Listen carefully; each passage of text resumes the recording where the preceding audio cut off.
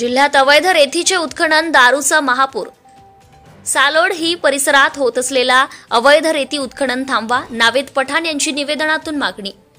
वर्धा जिल्ह्यात अवैध रेतीचे उत्खनन, दारूचा महापूर कुणाच्या आशीर्वादाने होत आहेत याबद्दल शासन प्रशासनाला सामाजिक राजकीय नागरिकांनी निवेदन दिले, परंतु कार्यवाही होताना दिसत नाही.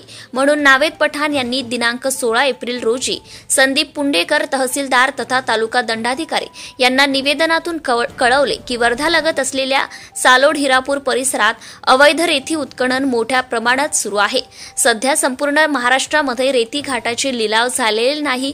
ज्या कारणाने सालोड हिरापूर लगत असलेले पडेगाव सेलसुरा शिवारमध्ये असलेली नदी मधून अवैध रेती उपसा सुरू आहे व सालोड गावाच्या आजूबाजूला जे नदी नाले गेलेले आहे त्या नदी नाल्यांमधून सुद्धा रात्रीच्या प्रमाणात रेती उत्खनन सुरू आहे.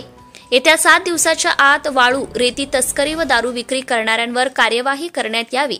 ही कार्यवाही न झाल्यास आम्ही जिल्हाधिकारी मॅडम श्रीमती वानमथी सी व पोलीस अधीक्षक अनुराग जैन यांच्याकडे तक्रार करणार असा इशाराच नावेद पठाण यांनी तहसीलदार यांना दिलेला आहे.